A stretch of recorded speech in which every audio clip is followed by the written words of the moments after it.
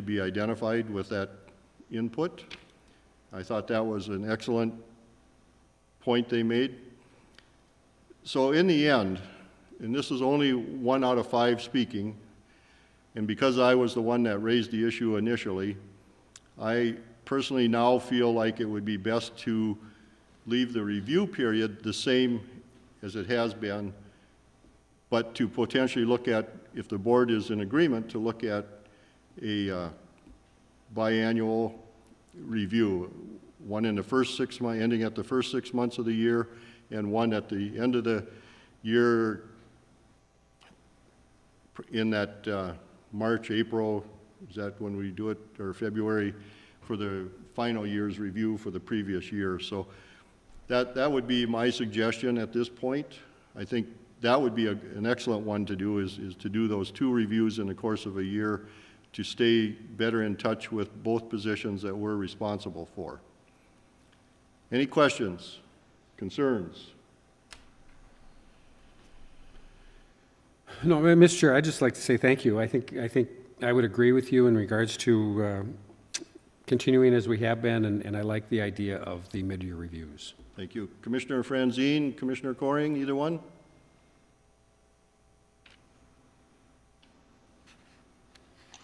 Well, this is Rosemary. I still don't like the idea of that because, and I'll use, gosh, I'm not going to use a name. We had an employee who got an unacceptable, and they'd already been given their raise on the first of the year, and we couldn't take that back. That's why this whole issue came up, is because of that reason. So we're not, it doesn't matter if we do reviews, if we talk to the people once a month, we're still not going to solve that problem unless the people do not get their raises until their review is completed. So Mel, can you address that? Because I think we talked about that a little bit. Right. So Rosemary, in our personnel manual, or in our process and in our manual under performance management, managers have to let myself and Tim know if somebody is underperforming no later than December 1st. Now, obviously, during the quarterly reviews, we do have some idea that somebody's not meeting expectations, and we are very aggressive with our performance management processes. So that December 1st is key.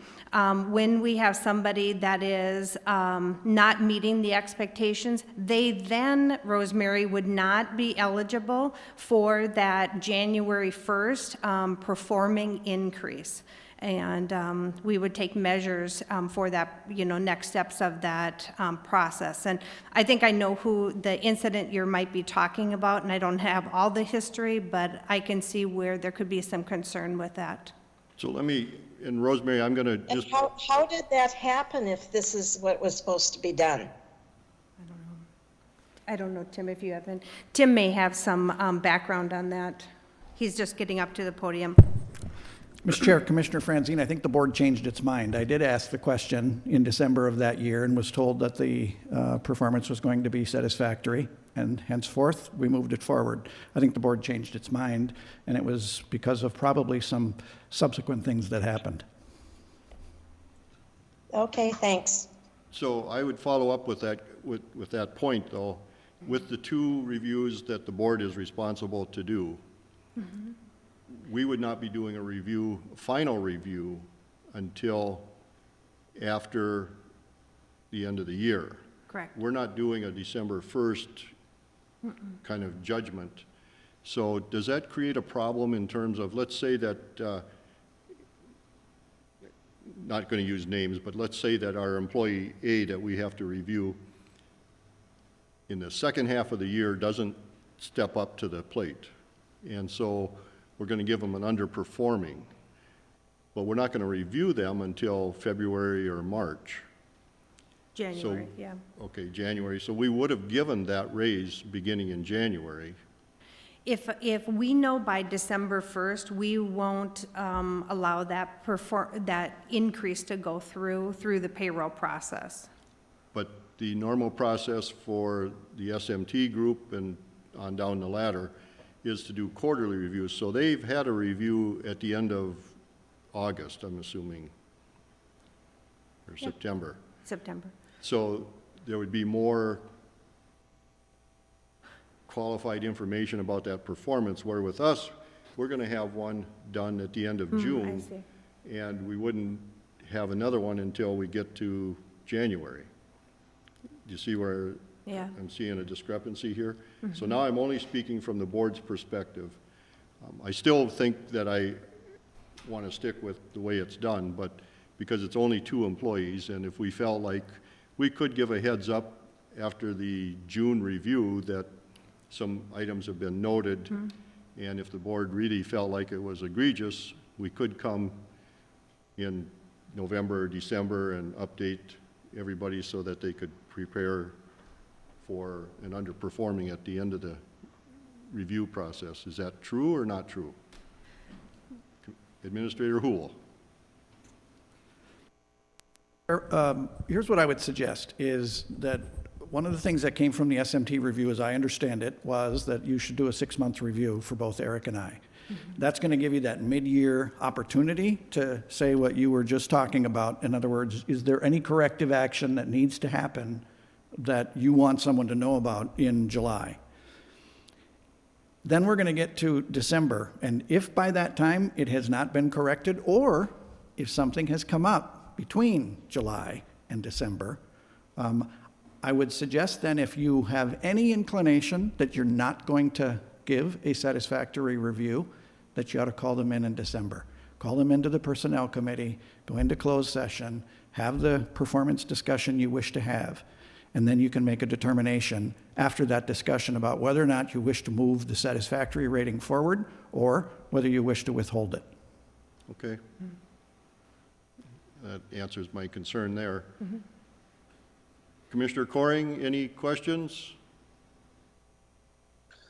I guess not really a question, just kind of a statement. I guess where I'm at is, I guess if we were doing it the way we used to do it, which I think that's the way we should be doing it, and the county board should be reviewing all the senior managers who, I think the responsibility for hiring those people is up to the county board.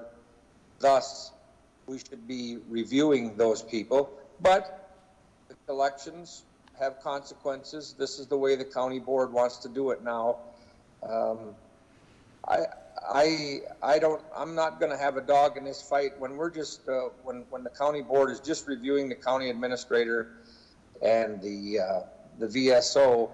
I don't know. I just don't. I don't know why we can't do it at the end of the year. But if the way you explained it, Mr. Chairman, it just sounds like there's pushback on wanting to do it that way, and so I'm not going to die on this hill.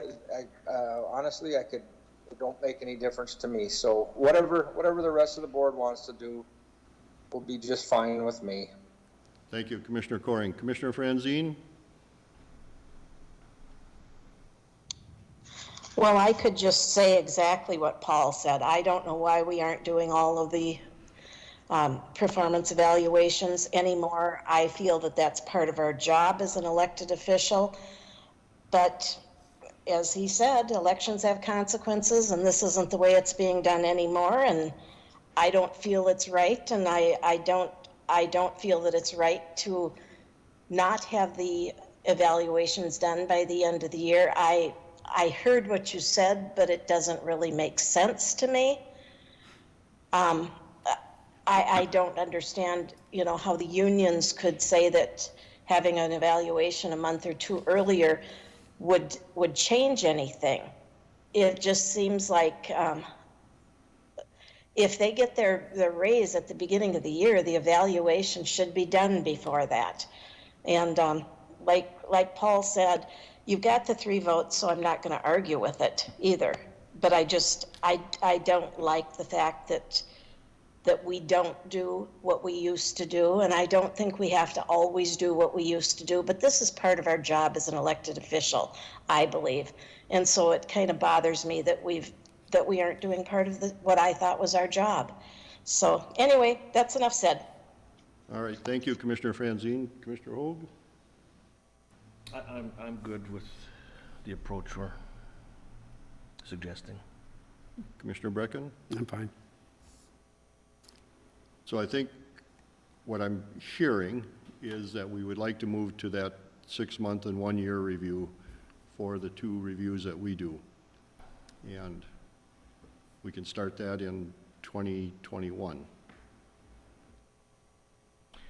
Mr. Chair, in essence, really, when we are doing, say, in this case, Administrator Uhl's review, we are reviewing senior management in a way. So I think we're you know, he's responsible for the day-to-day actions of those people and doing just that. But, you know, our overall vision by reviewing Tim, kind of, we can drive that point home if we see issues or problems. But I think we still have a voice in there. It's just not direct. Okay, thank you. Move on to the second item. All right. So on the agenda, just need your advice on a position that we have not backfilled in our highway department, and really don't know how to record it on personnel actions. So I have Jory Danielson, he's our supervisor for our highway operations, with us today as well. So if you had any operational questions. So a little background, and I won't be mentioning names, but we've had an employee out on a workers' comp leave for a significantly long time, nearly 2 years. Actually, today is 2 years. So we have never backfilled that title of a highway maintenance lead position. We did backfill the FTE, but never appointed somebody to really take on more leadership role. And so we'd like to talk about how do we move forward in recording that as a personnel action, because we have to do an internal posting. Just need your feedback on that. Okay, Jory, do you have anything to add to that? Over the last 2 years that the lead worker's been out, we've been rotating personnel in-house and internally in the position on a temporary basis to give them experience. And this was something that they had asked for and that we've had in place for, I believe, 3 years now. Right. So what the feedback we've received from the group is they would really like someone to be named lead worker so they have a steady point of contact for leadership decisions. So normally we would post that position because it carries a title, Correct, and nobody's currently carrying that title. correct. And so this would all be internal, I'm That is assuming. correct.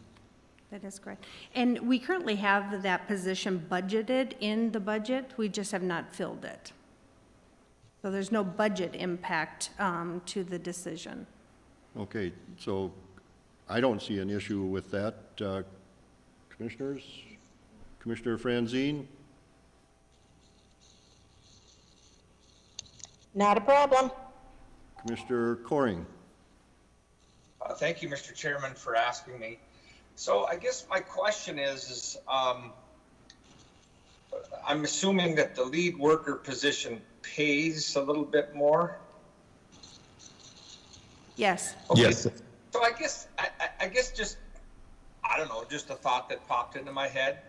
I don't want anybody to get defensive, being that I'm just asking the question. But, okay, so we got the county engineer, then we got the assistant county engineer, and then we got your position, Jory, and then we've got the lead worker position. It sure seems like a lot of layers to get down to the bottom of the ladder. Why do we even need a lead worker? I mean, aren't you doling out the worker to the workers?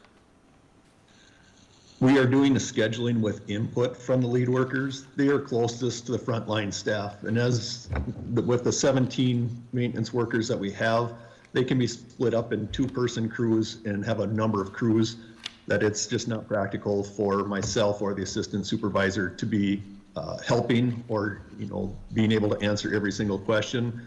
It's nice to have that point of contact on a crew working directly that can answer questions or call for resources if needed. So if there's 2 crews split up and there's a lead worker for each crew, and then you dole out the work to the lead worker, and then the lead worker's running the show on site. That's correct. Currently, we have a lead worker working out of the Cross Lake shop, and typically we'd have a lead worker working out of the Brainerd shop. And those are the point of contacts for those 2 shops, dealing directly with the work and the work assignments, making sure that everything is flowing and operational as efficient as it can be on the project itself. So Jordy, It's- you're kind of like in the office and here and there. You're not well, for example, let's say if they're doing some tree trimming down here on 22, you don't ever come down here and check on it or anything like that, do you? Very seldom. I don't have the time to dedicate to being there all day with them. And that's where the lead worker's role comes in, is that person will be with the crew working. And if a customer comes out and asks what they're doing, they'll be the point of contact for that customer and be able to give them the information of what we're doing, or if they have concerns, that we can get that addressed quicker. So then if I don't know who this question is for, maybe you, Jordy, then if we're gonna, it sounds like we want to put a lead worker into place. So then out of this, the other workers, then that will be posted and they'll be able to apply for that lead worker position, correct? Yes, it'll be bid competitively per the union contract. Okay, sounds good. Thank you, Mr. Chair. All right. I think that, and I'm assuming, like, maybe I should ask the question of each one of us commissioners, are we comfortable with this? I think Commissioner Coring, you've already said you are. Commissioner Franzine? I'm comfortable with it. Thank you. Okay, Commissioner Brecken? Yes. Commissioner Holt? So I think that, Yeah, I just have one question. So then we've not had this happen that I know of, and nor has Amy. So how is it appropriate, how appropriately should we post it on personnel actions? Just as a, because we have, we've already filled the FTE, but it is going to be an internal promotion. Maybe we just post it that way? I don't know, Tim, if you have any feedback about that? Okay. Okay.